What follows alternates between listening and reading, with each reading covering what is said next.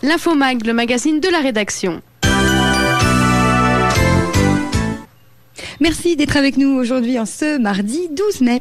Au programme de cette nouvelle édition, on prendra tout d'abord des nouvelles de notre aventurier Charles Edrich. Eh bien oui, souvenez-vous, il était parti le 7 avril dernier pour une traversée en autonomie du désert d'Atacama en Amérique du Sud, 1400 km dans l'un des déserts les plus chauds au monde. Le challenge était de réussir cette traversée sans ravitaillement et c'est à présent chose faite. Charles Edrich est arrivé à Copiapó au Chili samedi, une belle réussite à inscrire à son palmarès déjà bien rempli. Charles Edrich sera tout à l'heure notre invité. Nous l'avons eu par téléphone quelques jours après son arrivée. Il nous donnera ses premières impressions.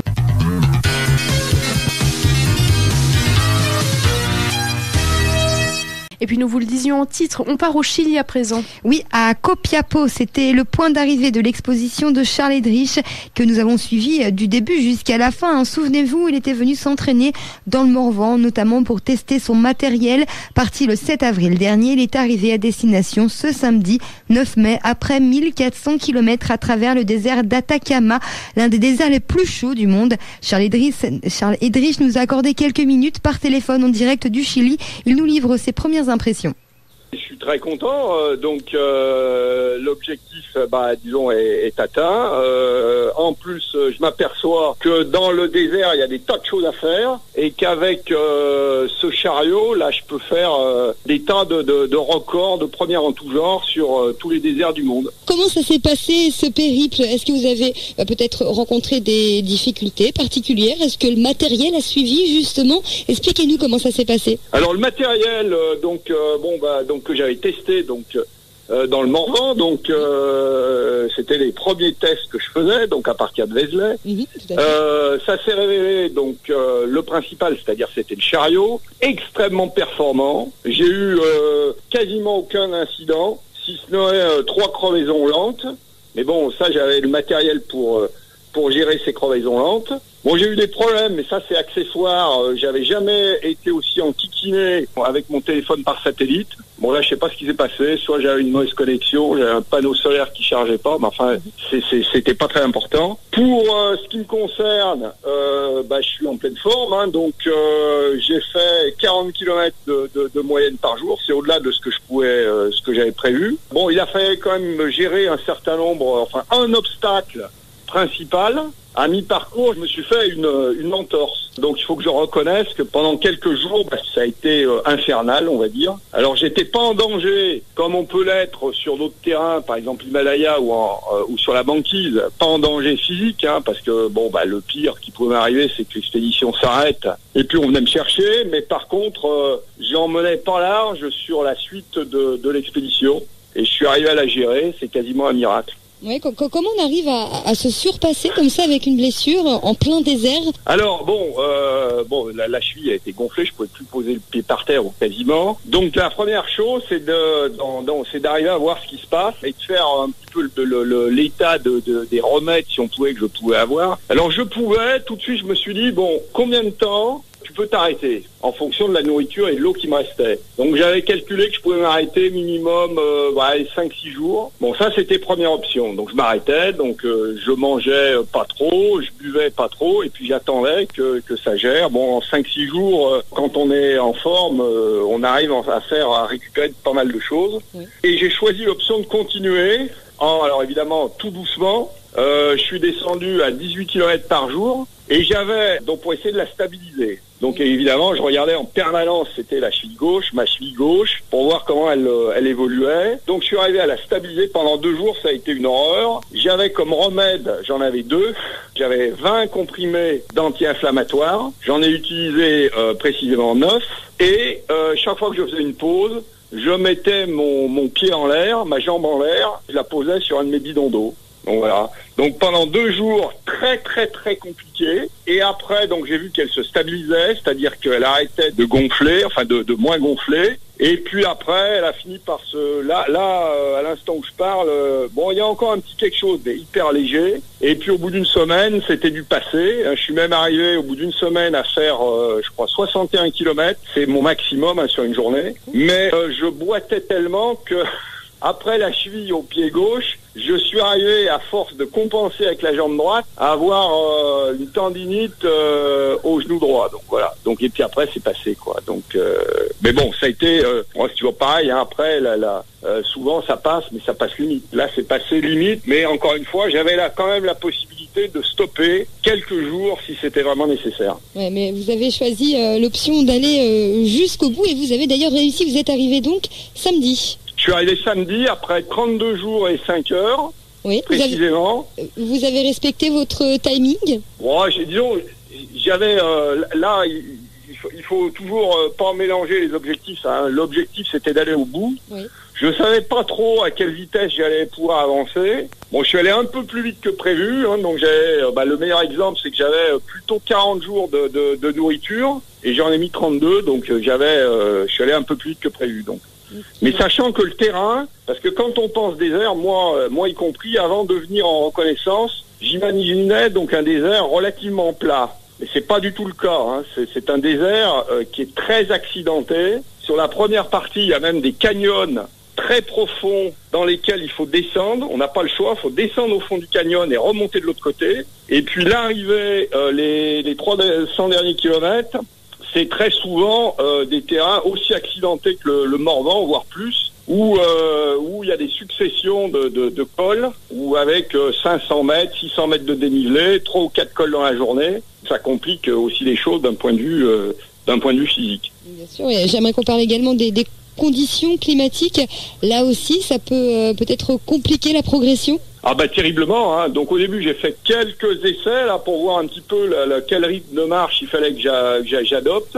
Donc par exemple, pendant la journée, par moment il fait plus de 50. Hein. Alors on peut quand même avancer. C'est ce que j'ai fait au début, mais ça allait pas du tout parce que d'avancer quand c'est vraiment des conditions de fournaise absolue, eh bien on avance d'abord moins vite et puis on transpire plus, donc on consomme plus d'eau. Donc après, j'avais adopté, très vite, j'ai adopté le rythme que je vais décrire là. Donc je me levais à 2 heures du matin, je marchais, je pliais mon campement, si on peut dire. Je marchais jusqu'à midi, je faisais une pause jusqu'à 4 heures, parce qu'à 4 heures, le soleil commençait à descendre et c'était plus supportable. Et puis après, je m'arrêtais à 8 heures le soir. Et puis j'ai fait ça tout le temps. Des fois, à la fin, j'en faisais un peu plus pour accélérer le mouvement, mais voilà. En faisant attention, toujours de gérer vitesse et précipitation. C'est-à-dire, il faut aller vite parce que il faut que les kilomètres se fassent, mais pas trop vite parce que en allant un peu plus vite, je consommais, je transpirais plus, je me fatiguais plus et évidemment, donc j'avais besoin de plus d'eau. Donc. Et puis je calculais mes consommations d'eau, donc ça c'est amusant parce que j'avais pas du tout prévu ça. Au début j'étais parti logiquement avec des idées de consommation à la journée, donc j'étais parti, je m'étais dit tu vas consommer probablement, tu vas avoir besoin en faisant un peu attention de 4 litres par jour, 4-5 litres par jour. Et puis très vite, j'ai plus du tout raisonné comme ça. J'ai raisonné un peu comme une voiture ou un camion. J'ai raisonné parce que si j'avance pas, évidemment, je continue à boire. Il faut bien que je boive. Donc j'ai raisonné au litre au 100. Donc. Et donc au début, je consommais 14-15 litres au 100. Et puis à la fin, bien acclimaté, avec un chariot aussi qui était moins lourd, évidemment. Donc parce que la nourriture, il n'y en avait plus ou beaucoup moins. Il n'y avait plus d'eau ou quasiment pas. À la fin, j'étais à 10-11 litres au 100 et je consommais grosso modo 3 kilos de nourriture sèche au 100 km. Alors, vous n'en êtes pas à votre coup d'essai, les records, ça vous connaît. Quel enseignement vous pouvez tirer de cette nouvelle expédition ? L'enseignement, c'est que d'abord, le désert, en termes de paysage, c'est absolument fantastique.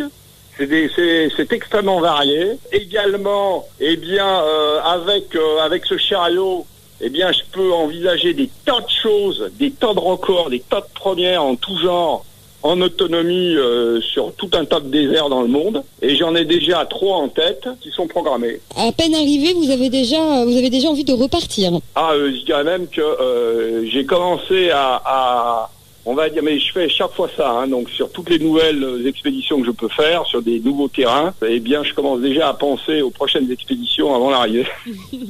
Donc j'ai Desert Simpson en Australie, ça sera probablement le prochain. C'est 800 km en plein milieu de l'Australie. Donc là, ça sera un record de vitesse parce qu'il s'est déjà traversé en autonomie une fois sûrement, peut-être 2 fois. Donc, mais par contre, je peux probablement diminuer, on va dire, le temps passé par, à mon avis, quasiment par 2. Alors, entre autres, parce que j'ai vraiment un matériel qui est, à mon avis, plus performant que tout ce qui a pu se faire pour l'instant en matière de désert. Non. Et puis après, j'ai le traversé de la péninsule arabique dans sa totalité et traversé du Ténéré dans sa plus grande largeur. Ouais. Mais avant ça, je repars dans les glaces, hein, donc dans fin juillet. Donc il faut pas que j'oublie que je repars dans le Grand Nord sur le passage du Nord-Ouest à la rame, hein, sur la banquise. Hein. Parce que pour l'instant, j'ai fait 5000 km et il me reste 1000 km à faire. Et j'ai mon petit bateau à rame qui m'attend dans le petit village inuit de Taillelac. Vous n'arrêtez pas une minute alors, hein? Oh, je dirais, moi, c'est ce qui me plaît. Hein, donc, oui. Moi, c'est après... puis après, ça devient... ça a toujours été une passion. Bien sûr. Et puis en plus... Quand la passion se concrétise par des choses qui marchent, c'est la cerise sur le gâteau, donc. Évidemment, oui. Avant de terminer, est-ce que vous avez peut-être une anecdote à partager avec nous concernant ce périple, peut-être des rencontres, peut-être inhabituelles que vous avez pu faire? Une rencontre complètement dingue. C'était 2 nuits, pleine nuit. J'étais avec ma petite frontale. D'ailleurs, il faudra sur les prochaines expéditions que je prenne des frontales qui... Parce que suivant les frontales, on a des frontales qui éclairent plus ou moins. Là, j'en ai une toute petite, c'était un peu léger, je voyais mal souvent le terrain au sol. Bon, enfin, et j'entends des cris cadencés, mais plein désert, j'entends des cris cadencés. Je me dis, c'est pas possible, donc ça faisait plusieurs jours que j'avais eu personne. Et puis je me rapproche, et en fait, c'était des militaires, des forces spéciales chiliennes qui s'entraînaient dans le désert, au pas cadencé, donc. Donc, évidemment, ils voient ma frontale. Moi, je les repère de plus loin qu'eux, donc les officiers, il y avait 2 officiers qui viennent me voir, mais à la limite, ils étaient, on a sympathisé, mais ils étaient beaucoup plus étonnés que moi, parce que pour eux, je venais de la planète Mars. Hein. Quand ils m'ont vu avec mon chariot, alors évidemment, il a fallu que je sorte tout le matériel. Alors question, mais comment vous faites? Vous avez de quoi manger? Vous venez d'où? Alors je leur explique, je venais à ce moment-là, je devais avoir fait 300 km. Je leur ai dit, j'ai fait 300 km, c'est pas possible. Je leur ai dit, écoutez, si, là, voilà, donc je mange ça. Vous buvez quoi? Alors j'ai sorti mes bidons. Mais vous dormez comment? Je dis, j'ai une pelle. En plus, elle était sur le truc. J'ai une pelle. Je me fais un campement, quoi. Mais vous avez une tente? J'avais pas de tente. Enfin, pour eux, je venais de la planète Mars, donc. Donc ça, c'était une rencontre extraordinaire. Une rencontre surprenante en plein milieu du désert. Voilà. Charles Edrich, je vous remercie pour votre témoignage. Quand est-ce que vous revenez en France? Eh bien, là, en principe, je prends un avion... parce que là, je suis arrivé le week-end et tout était fermé. Mm-hmm. Donc, en principe, je crois que je prends un avion demain. Donc, je serai mercredi ou jeudi en France. Ça vous manque un petit peu la France quand même? Pour tout vous dire, rien ne me manque. Hein. D'accord. Non, disons oui et non. Hein, donc, si, je suis très content de revenir en France. Hein. Mais là, j'ai presque plus la tête dans les autres expéditions à venir que sur mon retour France. Voilà, Charles Edrich à l'instant. Vous pouvez retrouver des images de cette expédition sur le blog atacamapremière.blogspot.fr. Vous pouvez suivre également l'actualité de notre aventurier Charles Edrich en tapant tout simplement son nom sur Facebook.